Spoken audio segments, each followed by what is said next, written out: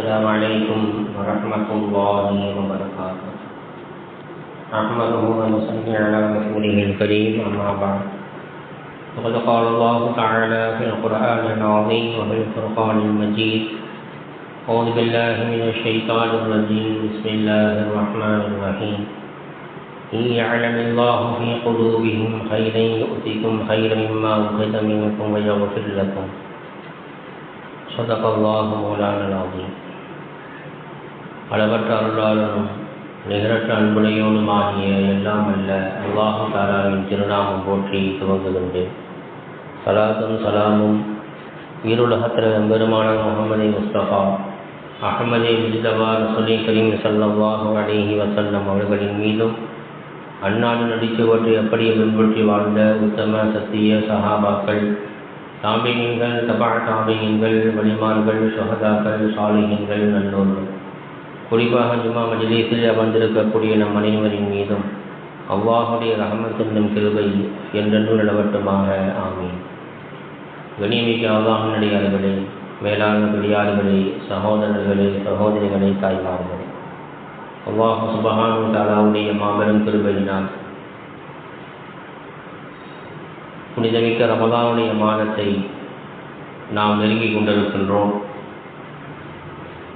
புனிதமிக்க ஷாபானுடைய மாதத்தின் இரண்டாவது பகுதியிலே நாம் இருந்து கொண்டிருக்கிறோம்.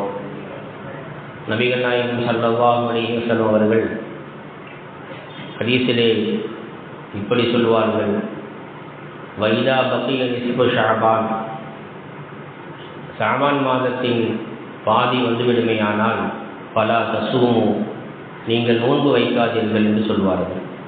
இந்த ஹதீஸ் அபூதாவுதிலே பதிவு செய்யப்பட்டிருக்கிறது.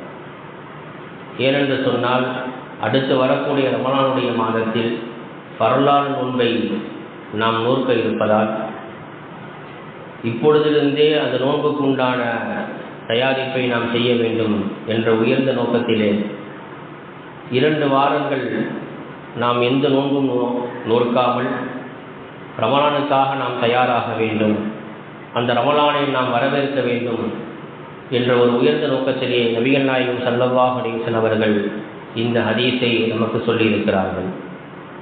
கண்ணியமிக்க அல்லாஹ்வின் அடியார்களே, அல்லாஹ் சுப்ஹானஹு வ தஆலா எந்த ஒரு விஷயத்தை அவன் முடிவு செய்வதாக இருந்தால், ஒரு விஷயத்தை முடிவு செய்வதும் அதை உருவாக்குவதும் அதை அழிப்பதும் எல்லா விதமான உரிமையும் அவனுக்கு உண்டு. ஒரு விஷயத்தை உருவாக்குவதும் ஒரு நபரை சிறப்பாக்கி சொல்வதும், சில மனிதர்களை தாழ்வுபடுத்துவதும், சிலர்களை உயர்த்தி பேசுவதும், சில இடங்களை உயர்த்தி பேசுவதும், சில இடங்களுக்கு சில மரியாதைகளை செலுத்துவதும், அதே போன்று மாதங்களில் 11 மாதங்கள் அல்லாமல் ரமலான் மாதத்தை சிறப்புமிக்க மாதமாக அல்லாஹு தஆலா ஆக்கியிருப்பதும், இதுபோன்று எல்லா விதமான செயல்களிலும் ஒரு விஷயத்தை முடிவு செய்வது அது அல்லாஹுடைய கையிலே இருக்கிறது. அவனுக்கு அந்த உரிமை உண்டு. இந்த அடிப்படையிலே தான் புனிதமிக்க ரமலானுடைய மாதத்தை அல்லாஹ் சுப்ஹானஹு வ தஆலா 11 மாதங்களை விட உயர்தரமான ஒரு மாதமாக நமக்கு கொடுத்திருக்கிறார். ஏனென்று சொன்னால், மற்ற மாதங்களிலே நாம் செய்யக்கூடிய அமல் இருக்கிறதே, அந்த அமலுக்கு என்ன கூலி என்பதாக குர்ஆனிலும் ஹதீஸிலும் சொல்லப்பட்டிருக்கிறதோ அந்த நன்மைகள் நமக்கு நிச்சயமாக உண்டு. ஆனால் ரமலான் மாதத்தை பொறுத்த வரைக்கும் அதே குர்ஆனிலும் ஹதீஸிலும் பெருமானார் ஸல்லல்லாஹு அலைஹி வஸல்லம் அவர்கள் சொல்வார்கள், ரமலானிலே ஒருவர் ஒரு நன்மை செய்வாரையானால் அவருக்கு 70 மடங்கு நன்மை கிடைக்கும். ரமலான் மாதத்தில் ஒரு நன்மை அவர் செய்வாரையானால் அவருக்கு 70 மடங்கு நன்மைகள் கிடைக்கும். அவ்வளவு ஒரு மகத்தான ஒரு பாக்கியம் பொருந்திய ஒரு மாதம்தான் இந்த ரமலானுடைய மாதம். இப்போ நாம் அந்த ரமலானுடைய மாதத்தை எழுந்து கொண்டிருக்கின்றோம். அந்த ரமலானுடைய மாதத்தை நாம் வரவேற்க தயாராகி கொண்டிருக்கிறோம்.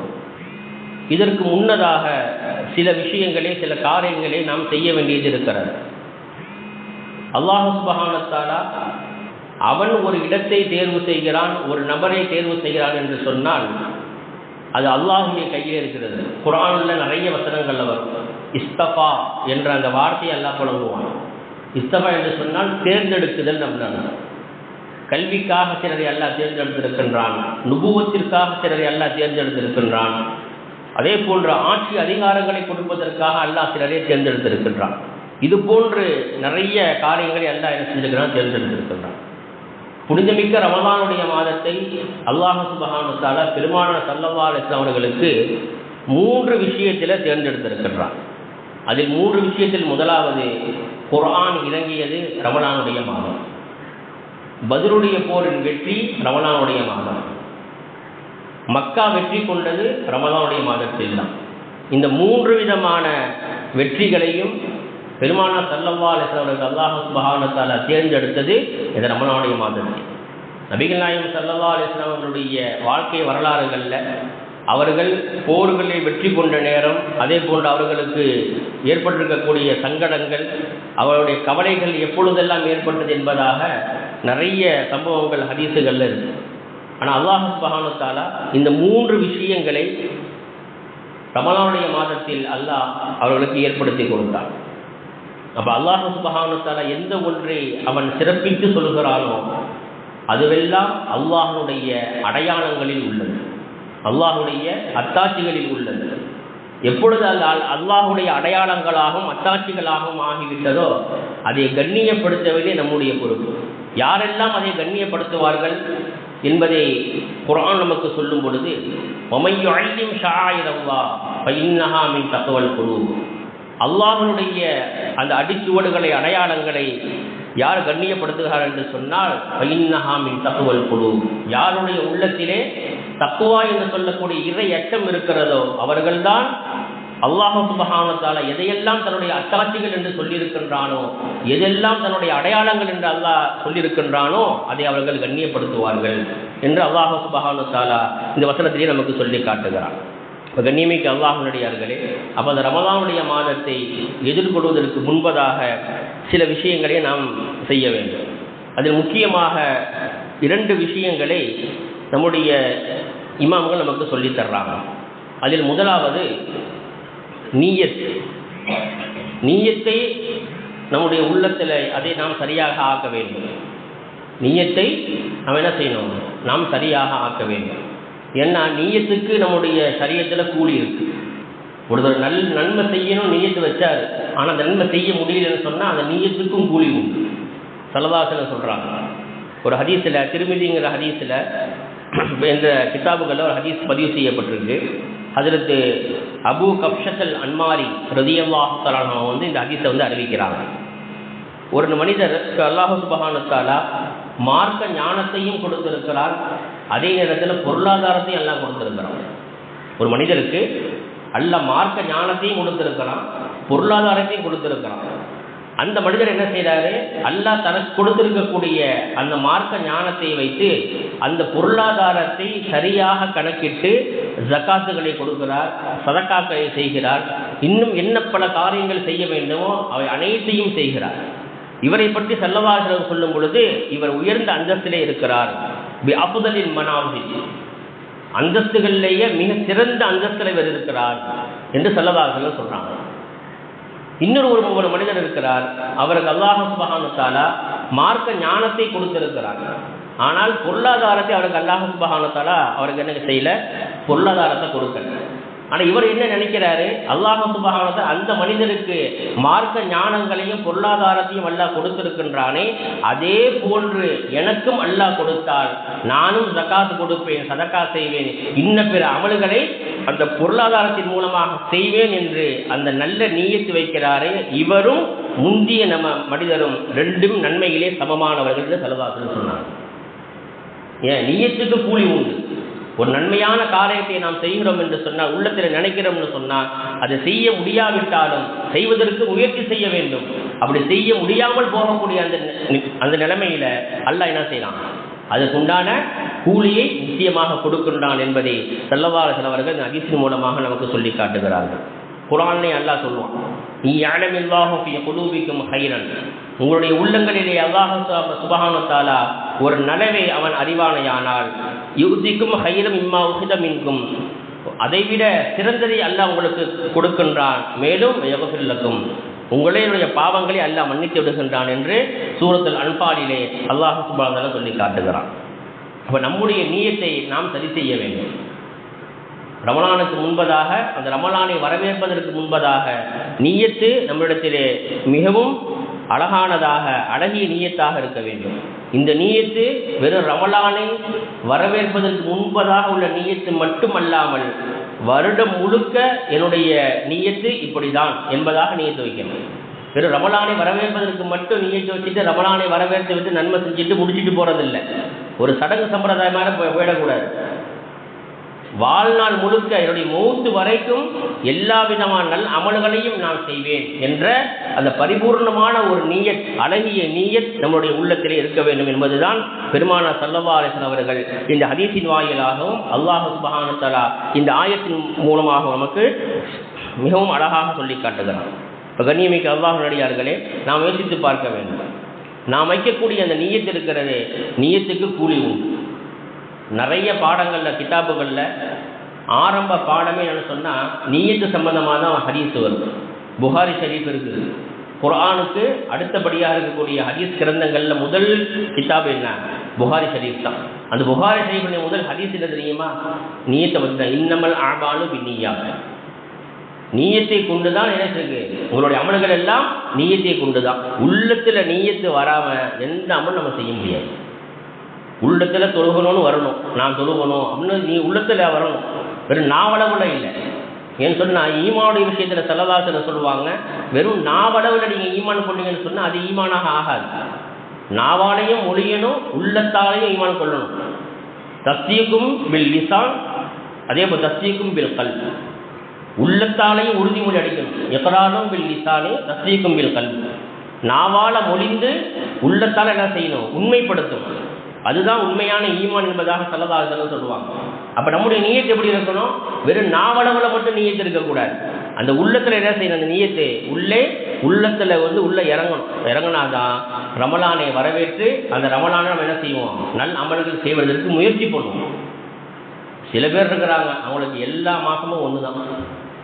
எந்த மாதமாக இருந்தாலும் சரி, ரமலானாக இருக்கட்டும் அல்லது ஹஜ்ஜி பெருநாளாக இருக்கட்டும், எந்த மாதமாக இருந்தாலும் சில பேருக்கு எல்லாமே ஒன்று தான். அந்த ரமலான மாதத்தில் கூட என்ன செய்ய மாட்டாங்க, சில பேர் 5 நேர தொழுகை கூட தொழுக மாட்டாங்க. அவங்கெல்லாம் நசீபை இழந்தவர்கள். பெருமானார் ஸல்லல்லாஹு அலைஹி வஸல்லம் ஹதீஸில் சொல்லுவாங்க, நமக்கு நல்லா தெரிந்த ஹதீஸ் இது, பிரபலமான ஹதீஸ். ஒரு தடவை பெருமானார் ஸல்லல்லாஹு அலைஹி வஸல்லம் அவர்கள் மெம்பர் படியில் ஏறுறாங்க. முதல் படியில் காலை வைக்கிறாங்க, ஆமீன்னு சொன்னாங்க. 2வது படியில் காலை வைக்கிறாங்க, ஆமீன்னு சொல்கிறாங்க. 3வது படியில் காலை வைக்கிறாங்க, ஆமீன்னு சொல்கிறாங்க. பிறகு குதுபா ஓதிட்டு மெம்பர் படியில் கீழே இறங்கி தொழுவை வச்சுட்டு முடிச்சுட்டாங்க. தொழுவை முடிஞ்சதற்கு பின்னால் சஹாபாக்கள் கேட்டாங்க, யார சொல்லலாம், அல்லாஹ்வுடைய தூதர் அவர்களே, என்றும் இல்லாத ஒரு புதிய விஷயத்தின் உள்ளத்திலே நாங்கள் காண்கிறோமே, என்ன என்பதாக கேட்டாங்க. அப்படி என்ன புதுசாக கட்டிங்க? எப்போதுமே மெம்பரில் ஏறினேன், பொதுவா ஓதுன்னு தொழுவை வச்சு முடித்தேன், புதுசாக என்ன கண்டிங்க அப்படின்னு கேட்டாங்க ஸல்லல்லாஹு அலைஹி வஸல்லம். இல்லை, மெம்பரில் ஏறும் பொழுது 3 தடவை ஆமீன் ஆமீன்னு சொன்னீங்களே, என்ன காரணம்? அப்போ ஸல்லல்லாஹு அலைஹி வஸல்லம் சொன்னாங்க, முதல் படியில் ஏறும் பொழுது ஜிப்ரீல் அலைஹிஸ்ஸலாத்து வஸ்ஸலாம் அவர்கள் இறங்கி வந்து சில பதுவாக்கள் செஞ்சாங்க. என்ன செஞ்சாங்க? துவா செய்யலை. எங்கே ஏறுறாங்க ஸல்லல்லாஹு அலைஹி வஸல்லம்? மெம்பரில் ஏறுறாங்க. இந்த ஹதீஸை நான் எதுக்கு சொல்ல வர்றேன்னா, ரமலான் மாதத்தை அடைந்தும் கூட அல்லாஹ் ஒரு சந்தர்ப்பத்தை கொடுத்தும் கூட அந்த ரமலானை ஒழுங்காக பயன்படுத்தலை. பார்த்தீங்களா? அவங்களுடைய நிலைப்பாடு என்ன என்பதை நான் சொல்லலை, ஸல்லல்லாஹு அலைஹி வஸல்லம் சொல்கிறாங்க. இப்போ மெம்பரில் ஏறும் பொழுது ஜிப்ரீல் அலைஹிஸ்ஸலாம் அவங்க இறங்கி வந்து 3 பதுவாக்கள் செஞ்சாங்க. என்ன பதுவா செஞ்சாங்க? யார் பெற்றோர்களை பெற்றிருந்து, பெற்றோர்கள் உயிரோடு இருக்கிறாங்க, அப்படி அவர்கள் உயிரோடு இருந்தும் கூட அவர்களின் மூலமாக அவன் சொர்க்கத்தை அடையவில்லையோ, அதாவது அவர்கள் நன்மைகள் செய்து அவர்கள் சிதுமத்துகள் செய்து சொர்க்கத்தை அடையவில்லையோ, அவன் நாசமாகட்டும் என்று சொன்ன ஜிப்ரீல் அலைஹிஸ்ஸலாம் பதுவா செஞ்சாங்க. நான் அதற்கு ஆமீன்னு சொன்னேன். 2வது படியில் ஏறும் பொழுது ஜிப்ரீல் அலைஹிஸ்ஸலாம் அவங்க சொன்னாங்க, உங்களுடைய பெயர், அதாவது ஸல்லல்லாஹு அலைஹி வஸல்லம் அவர்களுடைய பெயரை சொல்லி முஹம்மத் என்று சொல்லும் பொழுது ஸல்லல்லாஹு அலா முஹம்மது ஸல்லல்லாஹு அலைஹி வஸல்லம் என்று யார் ஸலவாத்து சொல்லவில்லையோ அவன் நாசமடையட்டும் என்று பதுவா செஞ்சாங்க. நான் ஆமீன்னு சொன்னேன். 3வது படியில் காலை வைக்கும் பொழுது ஜிப்ரீல் அலைஹிஸ்ஸலாத்து வஸ்ஸலாம் அவர்கள் பதுவா செஞ்சாங்க, ரமலான் மாதத்தை அடைந்து அந்த ரமலானிலே யார் நல்ல விதமாக அதை புழங்கிக் கொள்ளவில்லையோ, நல்ல விதமாக அதை பாதுகாக்கவில்லையோ, அதில் நல்ல அமல்கள் செய்யவில்லையோ அவர் நாசமடையட்டும் என்று பதுவா செஞ்சாங்க. நான் ஆமீன் என்று சொன்னேன் என்று சொன்னாங்க ஸல்லல்லாஹு. இப்போ கண்ணியமிக்கவர்களே, ரமலான் மாதம் மற்ற மாதங்களை விட சாதாரண மாதம் அல்ல. நமக்கு நன்மைகளை குட்டி கொடுக்கக்கூடிய மாதம். அந்த மாதத்தை வரவேற்பதற்காக நாம் ஆயத்தமாகி கொண்டிருக்கின்றோம் என்பதை உள்ளத்திலே நாம் ஆழமாக பதிய வைக்க வேண்டும். கண்ணியமிக்க அல்லாஹ் நடிகார்களே, அல்லாஹ் சுப்ஹானஹு வ தஆலா இந்த உலகத்திலே நமக்கு கொடுத்திருக்கக்கூடிய கால அவகாசம் கொஞ்சம் தான். அதில் நல்ல நீயத்தை வைத்து அந்த நீயத்தின் மூலமாக நம்ம என்ன செய்யணும்? ரமலானை வரவேற்பதற்கு நாம் தயாராக ஆக வேண்டும். அடுத்ததாக நமக்கு சொல்லக்கூடிய இரண்டாவது விஷயம் என்னன்னு சொன்னால், அல்லாஹ்விடத்தில் உள்ளபூர்வமாக தௌபா செய்யணும். உள்ளபூர்வமாக என்ன செய்யணும்? தௌபா செய்து அந்த ரமலானை நாம் வரவேற்கணும். ரமலான்ங்கிறது விருந்தாளி மாதிரி, ஒரு வித்தியாசமான விருந்தாளி. அது எப்படி வித்தியாசமான விருந்தாளிங்கிறத நான் கடைசியில் நான் சொல்கிறேன். அப்போ வித்தியாசமான அந்த விருந்தாளியை நாம் வரவேற்கும் பொழுது உள்ள தூய்மையோடு தௌபா செய்து அதை நாம் வரவேற்க வேண்டும் என்பது பெருமானார் ஸல்லல்லாஹு அலைஹி வஸல்லம் அவர்கள் ஹதீஸிலே சொல்லியிருக்கக்கூடிய வார்த்தை. மன் ஸாம ரமலான ஈமானன் வ இஹ்திஸாபன் குஃபிர லஹு மா தகத்தம மின் தம்பிஹி. யார் ரமலானுடைய மாதத்திலே நின்று வணங்குகிறாரோ, எந்த நிலைமையில் எந்த நியத்தில் உறுதியான ஈமானோடு எனக்கு நன்மை கிடைக்கும் என்ற அந்த உறுதியோடு, அந்த உறுதிப்பாட்டோடு யார் ரமலான் மாதத்திலே நோன்பு நோக்கிறாரோ, நல்லமல்கள் செய்கிறாரோ, அவருக்கு என்ன செய்யப்படும்? அவருடைய முந்திய பாவங்கள் எல்லாம் மன்னிக்கப்படும் என்று ஸல்லல்லாஹு அலைஹி வஸல்லம் அவர்கள் நமக்கு ஹதீஸை சொல்லி காட்டுறாங்க. கண்ணியமிக்க அல்லாஹ் நடிகார்களே, நம்முடைய நீயத்து சரியாக இருக்க வேண்டும். இரண்டாவது, அல்லாஹ்விடத்திலே நாம் தௌபா செய்ய வேண்டும். ஒவ்வொரு நேரமும் தௌபா செஞ்சுக்கிட்டே இருக்கணும். அஸ்தக்ஃபிருல்லாஹ் அஸ்தக்ஃபிருல்லாஹ் ஓதிக்கிட்டே இருக்கணும். ஏன்னா ஒவ்வொரு நேரத்தில் நம்மை அறியாமல் சில பாவங்கள் நம்ம செஞ்சிடணும். அதனால் நம்ம என்ன செய்யணும்? தௌபாக்கள் அதிகமாக செய்து கொண்டிருக்க வேண்டும். இந்த இரண்டு விஷயங்களை ரமலானை வரவேற்பதற்கு முன்பதாக நாம் செய்ய வேண்டும். நமக்கு அல்லாஹ் சுப்ஹானஹு வ தஆலா கொடுத்திருக்கக்கூடிய இந்த கால அவகாசம் இருக்குது, இது மிக மிக முக்கியமானது. சென்ற ஆண்டு ரமலானில் இருந்தவங்க இந்த வருஷம் இல்லை. அதுக்கு முந்தின ஆண்டு ரமலான் இருந்தவங்க முந்தின வருஷம் ரமலானில் இல்லை. ஏன்னா ஒவ்வொரு நாளும் மனிதர்களுடைய நிலைப்பாடு, அவங்களுடைய மௌத்து எப்படி வருது நம்மளால சொல்ல முடியும். திடீர்னு நல்லா தான் இருக்கிறாரு, இறந்து பேர் என்னங்க ஹார்ட் அட்டாக், நல்லா தான் இருக்கிறாரு, மூத்தா போயிடுறாரு. அப்போ அல்லாஹ் சுப்ஹானஹு வ தஆலா நம்மை உயிரோடு வைத்து ரமலானை அடைய செய்து ரமலான் நல்ல அமல்கள் செய்வதற்கு அல்லாஹ் தௌஃபீக் செய்யலான்னு சொன்னால் நமக்கு கொடுத்திருக்கக்கூடிய இந்த கால அவகாசத்தை நாம் பயன்படுத்தி கொள்ள வேண்டும். ஒரு ஹதீஸில் ஸல்லல்லாஹு அலைஹி வஸல்லம் சொல்லுவாங்க, ரெண்டு மனிதர்கள் ஒன்றாக இஸ்லாத்தை ஏற்றுக்கொண்டார்கள். ரெண்டு மனிதர்கள் என்ன செஞ்சாங்க? ஒன்றாக இஸ்லாத்தை ஏற்றுக்கொண்டார்கள். ஏற்றுக்கொண்டதற்கு பின்னால பெருமானார் ஸல்லல்லாஹு அலைஹி வஸல்லம் அவர்கள் போருக்காக வேண்டி ஒரு அறிவிப்பு செஞ்சாங்க. அதில் ஒரு மனிதர் என்ன செஞ்சாருன்னு சொன்னால், நான் போருக்கு போகிறேன்னு பேர் கொடுத்தாரு, போருக்கு போனார், போரில் ஷஹீத் ஆகிட்டார். ஷஹீதுடைய அந்தஸ்து என்னன்னு நமக்கு தெரியும். அவர்களுடைய ஒரு துளி ரத்தம் பூமியில் விழுவதற்கு முன்னால் அவங்களுடைய பாவங்கள் எல்லாம் அழிக்கப்படும். இதுதான் ஒரு ஷஹீதுடைய நன்மை. இன்னொரு ஒரு சகோதரர் என்ன செஞ்சாருன்னு சொன்னால், ஒரு ஆண்டு கழித்து படுத்த படுக்கையிலே மொத்தம் போயிட்டார். இந்த ஹதீஸை நம்ம என்ன செய்யணும்? நல்லா கவனமாக கவனிக்கணும். ஒருத்தர் ரெண்டு சகோதரர்கள் ஒன்றாக இஸ்லாத்துக்கு வர்றாங்க. அதில் ஒருத்தர் அல்லாஹ்வுடைய பாதையில் போய் ஷஹீத் ஆயிட்டார். இன்னொரு சகோதரர் ஒரு ஆண்டுக்கு பின்னால் படுத்த படுக்கையில் இருந்து மூத்தாயிட்டார். இந்த ரெண்டு நபரையும் ஒரு சஹாபி கனவுல பார்க்குறாங்க. இது ஹதீஸில் வரக்கூடிய செய்தி. அஜத்தா இதை சொல்கிறான்னு நினச்சிக்க வேணாம். ஹதீஸில் ஸல்லல்லாஹு அலைஹி வஸல்லம் சொல்கிறாங்க, கனவுல ஒரு சஹாபி இந்த ரெண்டு பேரையும் பார்க்குறாங்க. ஷஹீதுக்கு முன்னால் ஓர் ஆண்டுக்கு பிறகு வஃபாத்தான படுக்கையிலே மௌத்தா போனார்ல, அவர் முதல்ல சொர்க்கம் போறார். அவர் முதல்ல என்ன செய்கிறாரு? சொர்க்கத்துக்கு போறார். இது ரொம்ப அவருக்கு ஆச்சரியமாக போயிடுச்சு. மறுநாள் காலையில் பெருமானார் ஸல்லல்லாஹு அலைஹி வஸல்லம் அவங்கள்ட்ட என்ன செய்கிறாங்க? அந்த சஹாபி நேரடியாக இப்படி நடந்ததை விவரிக்கிறாங்க. சொல்லப்போனால் ஷஹீதானவர் தான் முதல்ல சொர்க்கம் போகணும், இவர் ரெண்டாவது போகணும். ஆனால் ஓராண்டுக்கு பிறகு வஃபாத்தானவர் அவர் எங்கே போகிறாரு?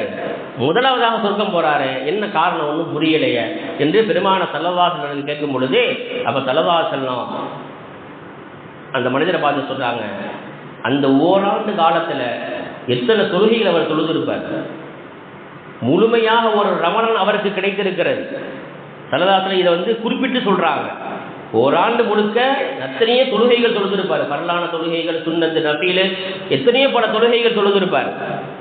சொல்லிட்டு இதையும் ஸல்லல்லாஹு அலைஹி வஸல்லம் சொல்றாங்க, அவருக்கு ஒரு ரமலான் முழுவதாக கிடைத்திருக்கிறது. இப்ப எத்தனை நன்மைகள் அவருக்கு கிடைச்சிருக்கு. அப்ப இந்த நன்மையின் மூலமாக என்ன செஞ்சாரு, சொர்க்கத்துக்கு முன்னாடி போயிட்டாரு.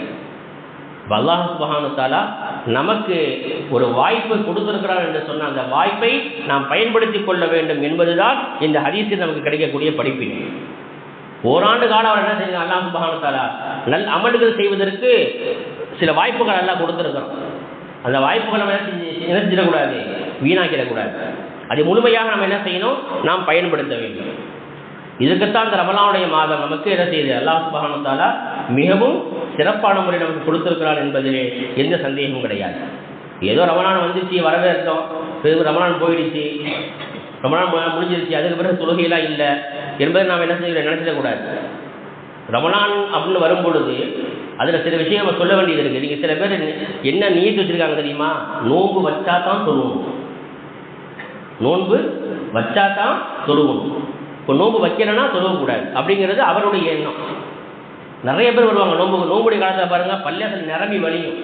மற்ற நேரத்தில் 4 பேர் தான் சொல்லுவாங்க பள்ளியாசலில். நம்ம பள்ளின்னு இல்லை, எல்லா பள்ளிகளையும் தான் பிரபாண்டமாக இருக்கக்கூடிய கோடி கணக்கில் செலவு பண்ணி பள்ளி கட்டியிருப்பாங்க. உள்பள்ளியில் மட்டுமே கிட்டத்தட்ட 1000 பேர் சொல்லுவாங்க. ஆனால் பக்துக்கு பார்த்தீங்கன்னா 4 பேர் தான் இருப்பாங்க. இதில் காரணம் என்ன தெரியுமா, நோம்புடைய நேரத்தில் ரமலானில் நோன்பு வச்சா தான் சொல்லுவோம். இதில் இன்னொரு ஒரு பியூட்டி என்ன தெரியுமா, சில பேர் நோன்பு வைக்க மாட்டாங்க, அவர் சொல்ல மாட்டாங்க. நோன்பு வைக்க மாட்டாங்க, அவர் சொல்ல மாட்டார். ஏங்க நான் நோன்பு வைக்கல, ஆனால் தொழுவ மாட்டேன். தொழுகை என்பது ரமலானில் மட்டும் சொல்லக்கூடிய இபாதத்து அல்ல என்பதை நான் முதல்ல விளங்கணும். வயதிற்கு வந்ததிலிருந்து ஒவ்வொரு ஜும்மாலையும் நான் இதை சொல்றேன், வயதிற்கு வந்ததிலிருந்து ஆணும் பெண்ணும் மௌத்தாகிற வரைக்கும் தொழுகணும். தொழுகைங்கிறது இப்படிப்பட்ட இபாதத். ஹஜ்ஜி அந்த மாதம் மட்டும்தான், ரமலானுடைய நோன்பு அந்த மாதம் மட்டும்தான். ஜக்காத்துங்கிறது பொருளாதாரம் இருந்தால் தான் ஜக்காத்து கடமை. ஹஜ்ஜிங்கிறது பொருளாதாரம் இருக்கணும், உடல் ஆரோக்கியம் இருப்பதான் கடமை. அது ஏதேனும் ஒரு மாதத்தில் அல்லது ஏதேனும் ஒரு நாட்களில் அந்த அமல்கள் முடிஞ்சிடும். ஆனால் தொழுகை என்பது நோன்பு வச்சா தான் நான் தொழுவேன்னு அந்த உறுதியோடு நீங்கள் இருக்கிறீங்க பார்த்தீங்களா, உங்களுடைய நீயத்து வீணானது, பசாதானது. அது நீயத்தே இல்லை, முதல்ல அது வீணான நீயத்தது. இன்னும் சொல்ல போனால் திருட்டுத்தனமாக நீயத்தது. சொல்லப்போ என்ன இருந்தால் திருட்டுத்தனமாக நீயத்தை, திருடுறான்னு வச்சிங்க ஒரு பொருளை திருடிட்டான். திருடுறவன் என்னைக்காவது என்ன செய்வான், திருடுறவன் என்னைக்காச்சும் ஒரு நாளைக்கு என்ன செய்வான், மாட்டிக்குவான்ல. அது மாதிரி அவர் எங்கே மாட்டுவார், இங்கே இல்லை அங்கே போய் மாட்டிக்குவார், எல்லாட்ட மாட்டிக்குவார். அப்போ நம்முடைய நீயத்தை எப்படி இருக்கணும்னு சொன்னால், நான் வருடம் முழுவதும் என்ன செய்வேன், என்ன மௌத்து வரைக்கும் நான் தொழுவேன். இப்போ தொழுகை என்பது வெறும் ரமலானில் மட்டும் தொழுகிறது. ஏன்னா விடிய என்று தொழுதாரு. சில பேர் நல்லா கியாமுல் லைலாம் வந்து தொழுவாங்க, ஆனால் 5 வக்துக்கு வர மாட்டாங்க. ரமலானில் சொல்கிறேன், கியாமுல் லைலுக்கு வருவார், ஆனால் 5 வக்து ஃபர்லு.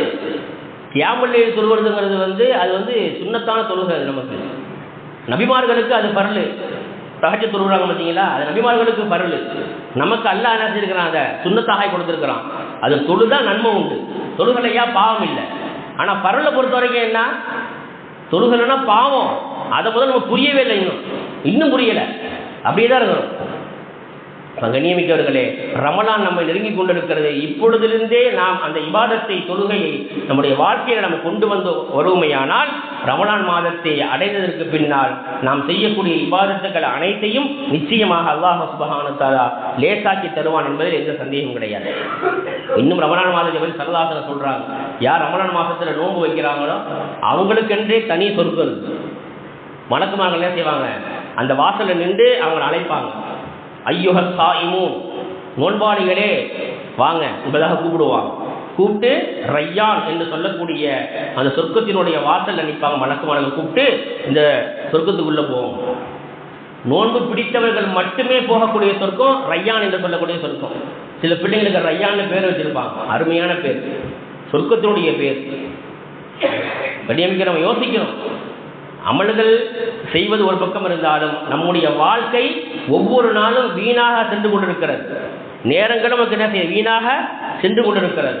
அதை நம்ம என்ன செய்யணும், யோசித்து பார்க்கணும். இப்போ ரமலானுடைய மாதம் என்பது நமக்கு அல்லாஹ் சுப்ஹானஹு வ தஆலா மிகப்பெரிய ஒரு வெகுமதியாக நமக்கு முன் சென்றவர்களுக்கு இது இந்த ரமலானுடைய மாதம் கிடைக்கவில்லை.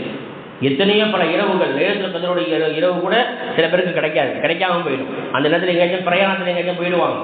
ஆனால் அல்லாஹ் சுப்ஹானஹு வ தஆலா நமக்கு என்ன செஞ்சிருக்கிறான், லைலத்துல் கத்ருடைய இரவு, 17வது பத்ர் சஹாபாக்களுடைய இரவு, எல்லா இரவுகள்லையுமே நின்று தொழக்கூடிய பாக்கியத்தை எல்லாம் நம்ம கொடுத்துருக்கிறான்னு சொன்னால் நமக்கு ஒரு வாய்ப்பு கொடுத்துருக்கிறோம். அந்த வாய்ப்பை நாம் என்ன செய்யணும், பலமாக அதை நாம் பற்றி பிடித்துக் கொள்ளணும். அல்லாஹ் சுப்ஹானஹு வ தஆலா நமக்கு இந்த ரமலான் மாதத்தை நமக்கு கொடுத்திருக்கிறார் என்று சொன்னால் அந்த ரமலானுடைய மாதத்தினுடைய அந்த முழு நன்மையும் நாம் அடைய வேண்டும் என்றால் ஒரு 4 விஷயத்தை நம்ம செய்யணும். அந்த ரமலான் மாதத்தில் 4 விஷயத்தை நாம் செய்தோமேயானால் ரமலான் முழுவதும் நமக்கு பயன் தரக்கூடியதாக அது மாறிவிடும்.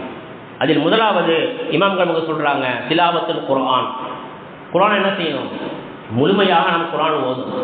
பெருமானார் ஸல்லல்லாஹு அலைஹி வஸல்லம் அவர்களிடத்துல ஜிப்ரீல் அலைஹிஸ்ஸலாத்து வஸ்ஸலாம் அவர்கள் ஒவ்வொரு ஆண்டும் ரமலான் மாதத்தில் முழு குர்ஆனையும் ஓதி காட்டுவாங்க.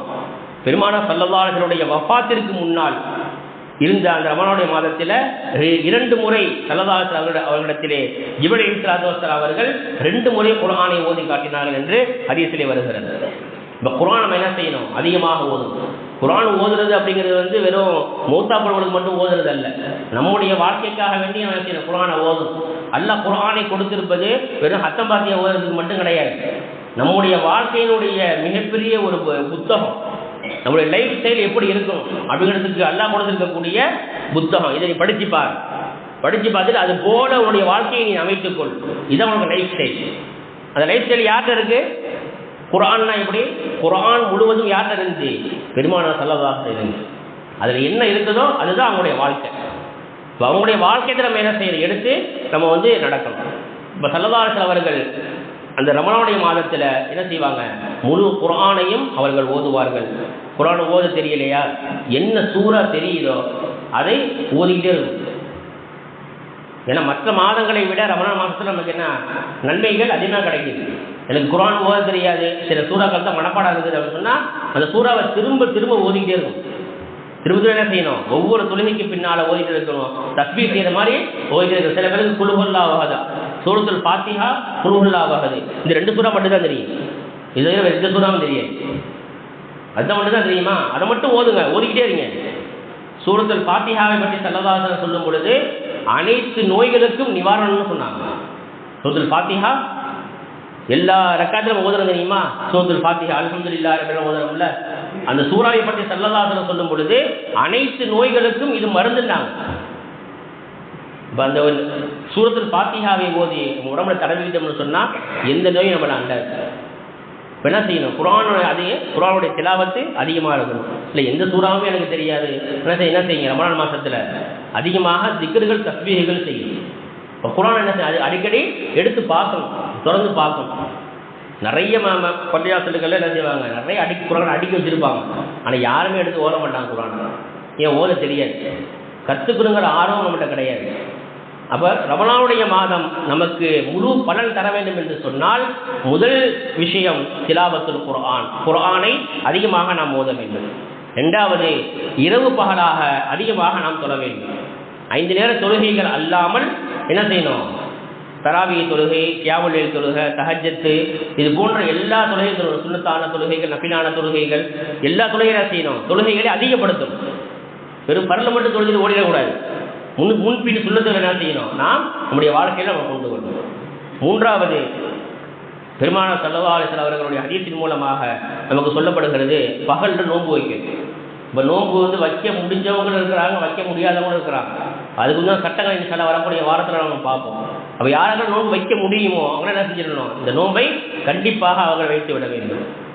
4வதாக சொல்கிறாங்க ஹதீஸ்களின் மூலமாக அதிகமாக சதக்காக்கள் செய்ய வேண்டும்.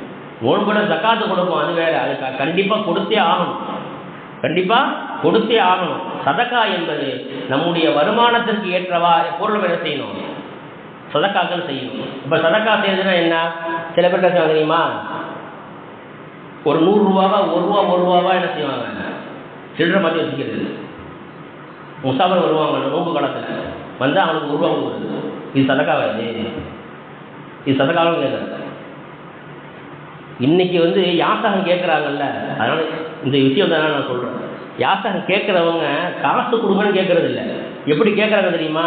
டீ குடிக்க காசு கொடுங்க. ஒரு டீ எவ்வளவு? 12 ரூபா அல்லது 15 ரூபா. நீங்கள் 1 ரூபா அவனை கொடுத்தீங்கன்னா அதை வச்சு அவன் என்ன செய்வான்? யோசிக்கணுமா இல்லையா? இப்படிலாம் செய்யக்கூடாது. இதெல்லாம் சதக்காவே கிடையாது. சதக்கானா என்ன? குறைந்தபட்சம் 10 ரூபா கொடுங்க. குறைஞ்சபட்சம் 10 ரூபா. இப்போ நம்முடைய வருமானம் ₹1,00,000 நம்ம மாதத்தில் சம்பாதிக்கிறோமா, ஒரு நாளைக்கு 100 அல்லது 500 1000 எந்த அளவுக்கு கொடுக்குறோமோ அந்த அளவுக்கு ரமலான் மாதத்தில் 1 ரூபா நீங்கள் கொடுத்தீங்கன்னா 70 ரூபா கொடுத்ததுக்கு சமம். அப்போ கணக்கு போட்டுங்க. ஒருத்தர் 1000 ரூபா கொடுத்தாருன்னா எவ்வளோ கொடுத்தது சமம்? 7000 கொடுத்தது சமம்.